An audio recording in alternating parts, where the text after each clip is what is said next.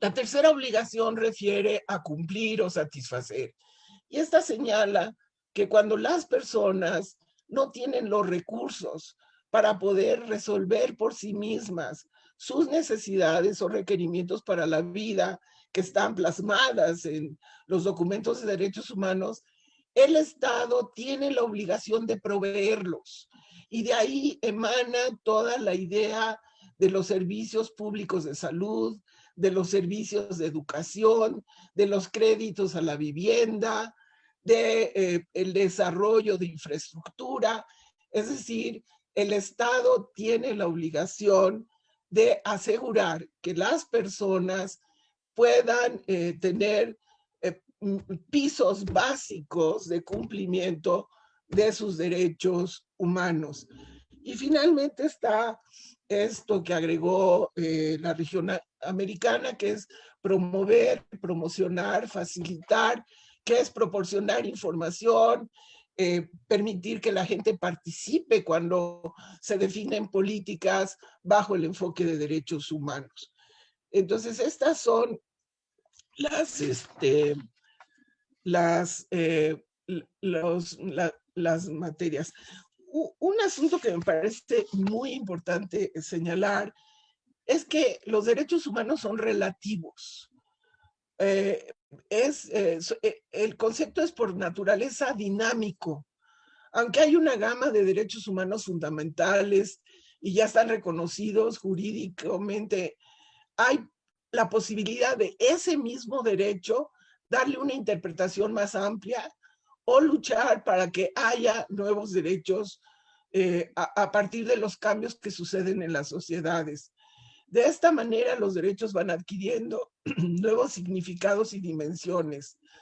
Y esto hace que los derechos humanos sean una herramienta potencialmente muy poderosa para promover la justicia social y la dignidad de todas las personas. En la medida en que los grupos oprimidos demanden el reconocimiento de sus derechos y visibilicen a la necesidad de nuevas formas de protección, irán transformándose los derechos humanos para incluir cada vez más y mejor la variada gama de necesidades humanas.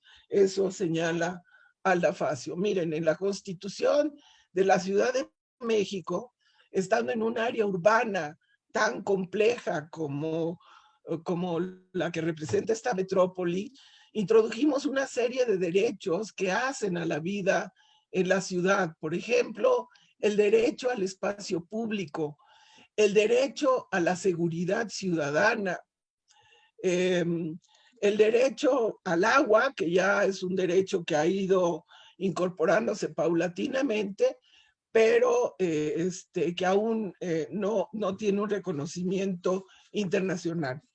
Yo les comentaría en este sentido que si bien después de la Segunda Guerra Mundial y estuvo una aceptación de los países a sentarse a discutir sobre el reconocimiento de los derechos humanos, actualmente resulta muy difícil que a nivel internacional se amplíen los derechos, porque no hay los espacios de diálogo y conversación para que estos 400 derechos que ya están reglamentados puedan ampliarse de acuerdo a los cambios que están sucediendo en nuestras sociedades. Pasemos ahora a ver el tema de los derechos humanos y los derechos de las mujeres. En la Declaración Universal de los Derechos Humanos se inicia señalando que la libertad, la justicia y la paz en el mundo tienen por base el reconocimiento de la dignidad intrínseca y de los derechos iguales e inalienables de todos los miembros de la familia humana. Que toda persona tiene todos los derechos y libertades proclamados en esta declaración, sin distinción alguna de raza, color, sexo, idioma, religión, opinión política de cualquier índole, origen nacional o social, posición económica, nacimiento o cualquier otra condición.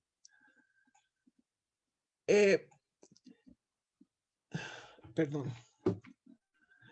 Desde que se empezó a discutir esta declaración, las mujeres que participaban insistieron en el uso de términos neutros al referirse a las personas o a a las personas humanas, más que como seres humanos. Así se fue incorporando el término de persona humana. La declaración buscó reafirmar la creencia en los derechos humanos fundamentales, en la dignidad y valor de la persona humana, en la igualdad de derechos de hombres y mujeres. Sin embargo, fue hasta Viena, la Conferencia de Viena de Naciones Unidas en 1993, cuando se reconoce a plenitud los derechos de las mujeres, también como derechos humanos. Así,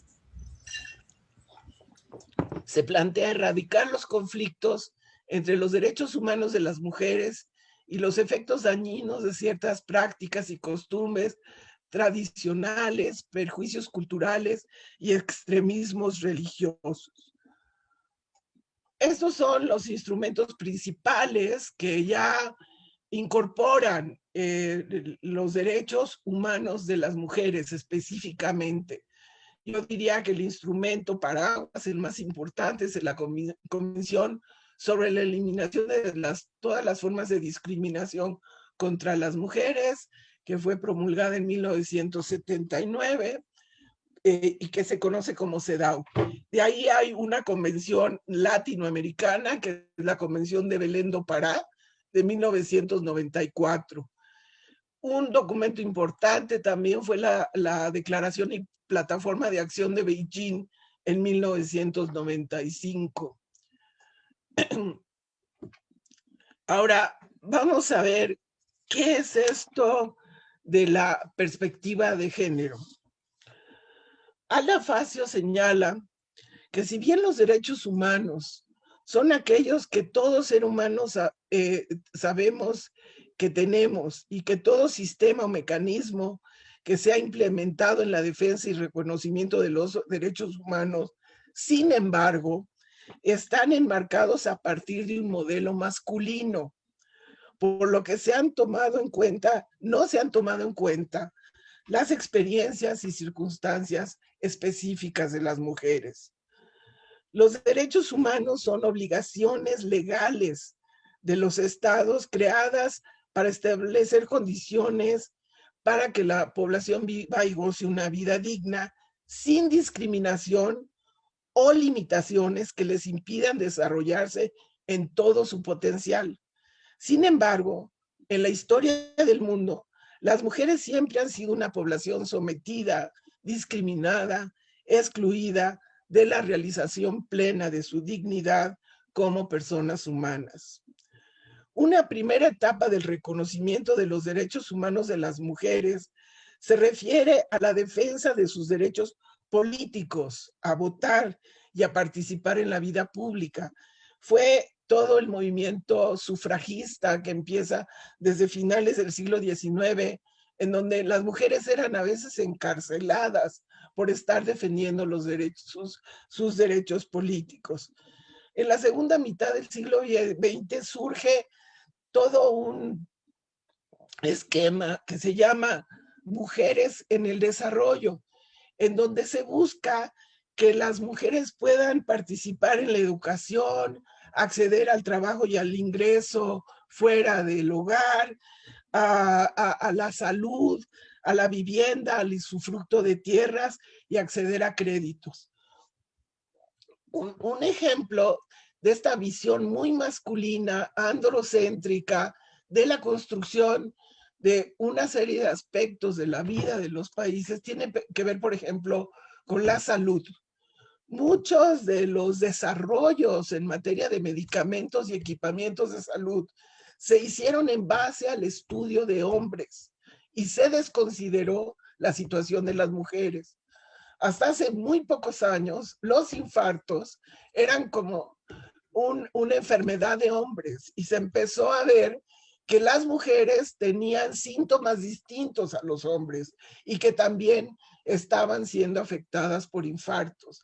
Entonces, el trabajo mismo, o sea, el trabajo y la cultura del trabajo está construida bajo la idea de que son los hombres los que salen a trabajar y que son trabajadores de tiempo completo y que van a estar a disposición de las empresas. Cuando las mujeres empiezan a entrar intensamente a las actividades de trabajo, tienen que asumir esta cultura del trabajo centrada en los hombres, con remuneraciones jerárquicas, y empiezan a sufrir en la posibilidad de armonizar su vida familiar con la vida de trabajo, pero además son colocadas con ingresos inferiores a los hombres a pesar de estar realizando las mismas actividades. Entonces, hay esta idea que enfatiza Alda Facio, inclusive todo el desarrollo de la conceptualización de derechos humanos en su momento fue concebido bajo la idea de que eran hombres los que podían ejercer la libertad, los que podían votar. En un momento eran solo los propietarios los que podían votar en las elecciones en muchos de los países. Ahora bien, vamos a ver el concepto de género. El género como concepto empieza a utilizarse en los años 60 como una categoría de análisis empleada para los estudios de relaciones sociales entre hombres y mujeres. Se utiliza para analizar cómo se definen, representan y simbolizan las diferencias sexuales en una determinada sociedad. Por lo tanto, alude a las formas históricas y socioculturales en que mujeres y hombres construyen su identidad, interactúan y organizan su participación en la sociedad. Estas formas de construcción social de hombres y mujeres varían de una cultura a otra y se transforman a través del tiempo. Es importante determinar la distinción entre los vocablos sexo y género. El primero alude a las diferencias biológicas entre un hombre y una mujer que son universales. El segundo se refiere a las características y oportunidades sociales vinculadas a lo femenino y a lo masculino, así como a las relaciones entre hombres y mujeres.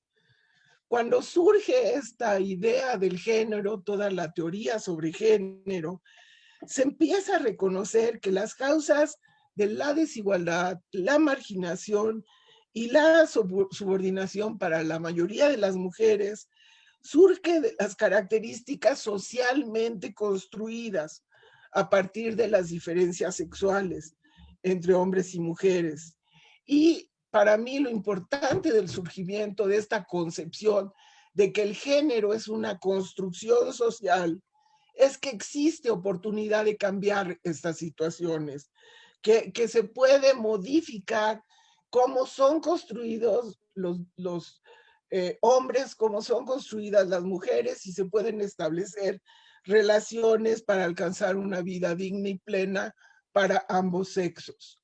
Entonces, ahí tienen, el sexo se define por las características biológicas y el género es la construcción social y cultural de esas diferencias. Y es importante tener claridad que corresponden al componente, qué corresponde al componente biológico y qué al social y cultural, para poder transformar las situaciones de injusticia, desigualdad y discriminación que aquejan a las mujeres. Por ejemplo, estos son ejemplos de estereotipos que suponen diferencias innatas en los seres humanos a partir de su sexo. Se dice, las mujeres son expresivas, dependientes, sensibles, obedientes, inseguras, frágiles, tontas, pacíficas. Y los hombres son instrumentales, independientes, racionales, emprendedores, seguros, fuertes, inteligentes y violentos. Ahora, ¿Qué es el análisis de género? Esta es una herramienta teórico-metodológica de acuerdo al INMujeres que permite el examen sistemático de las prácticas y los roles que desempeñan las mujeres y los hombres en un determinado contexto económico, político, social o cultural. Sirve para captar cómo se producen y reproducen las relaciones de género dentro de una problemática específica y con ello detectar los ajustes institucionales que habrán de emprenderse para lograr la equidad entre los géneros. La perspectiva de género, entonces, también alude a una herramienta que como enfoque busca mostrar que las diferencias entre mujeres y hombres se dan más que por su determinación biológica, por las diferencias culturales asignadas a los seres humanos. Implica hablar de relaciones equitativas entre ambos sexos. Se enfoca en determinar, las diferencias entre hombres, mujeres y sus necesidades, las cuales deben tender a mejorar las condiciones de vida de ambos géneros y debe buscar transformar la posición de la mujer en relación con la del hombre, su comunidad y la sociedad en general. Y cuando se emplea esta perspectiva, se plantea la necesidad de llevar a cabo acciones como una redistribución equitativa de las actividades productivas y reproductivas entre los sexos, una justa valoración de los distintos trabajos que realizan mujeres y hombres, especialmente de los relacionados con la crianza de los hijos e hijas, el cuidado de personas enfermas y tareas domésticas. Este es un tema de enorme actualidad, que ya veremos por qué. También la modificación de las estructuras sociales, los mecanismos, reglas y prácticas y valores que reproducen la desigualdad y el fortalecimiento del poder de gestión y decisión de las mujeres. De acuerdo a la Ley General para la Igualdad entre Hombres y Mujeres, la perspectiva de género se refiere a la metodología y los mecanismos que permiten identificar, cuestionar y valorar la discriminación, la desigualdad y la exclusión de las mujeres que se pretende justificar con base en las diferencias biológicas entre hombres y mujeres, así como las acciones que deben emprenderse para actuar sobre los factores de género y crear las condiciones de cambio que permitan avanzar en la construcción de la igualdad de género. Cuando se habla de la perspectiva de género, se hace alusión a una herramienta conceptual que busca mostrar que las diferencias entre hombres y mujeres se dan no solo por su predeterminación biológica, sino también por las diferencias culturales entre los seres humanos.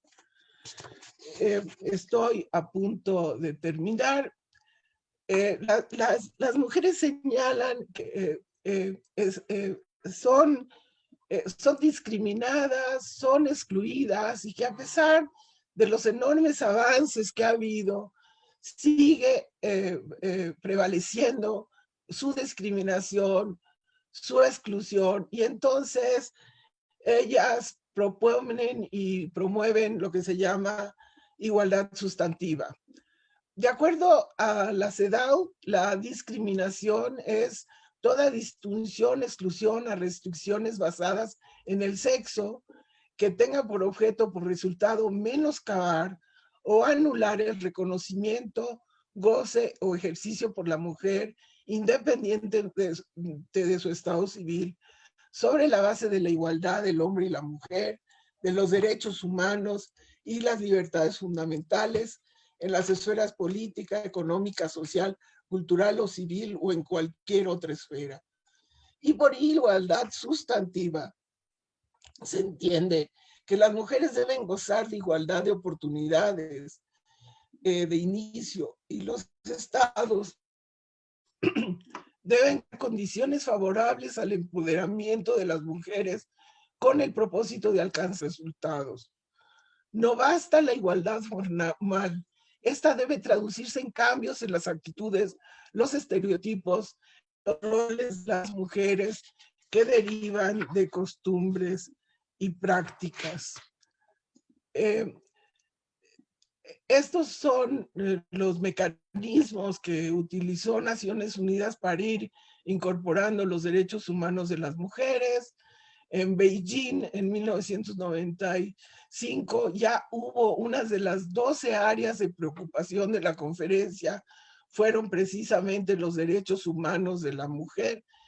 Y después se siguieron haciendo conferencias. ¿Cuál es la situación actual? Estos son como los temas en donde hay aún restricción en el ejercicio de las mujeres de libertades y autonomía, igualdad y discriminación, del derecho a la integridad personal y control sobre su propio cuerpo, derechos sexuales y derechos reproductivos. Yo les diría que estos tres son los más problemáticos. Tenemos un debate, por ejemplo, entre la aceptación o no del aborto bajo ciertas circunstancias, y Veracruz acaba de legislar en la materia, pero hay un debate ideológico profundo sobre si las mujeres tienen la libertad de ejercer su individual en su propio cuerpo. Está también el tema de ciudadanía, el de derechos económicos, el derecho a la educación y el acceso al conocimiento.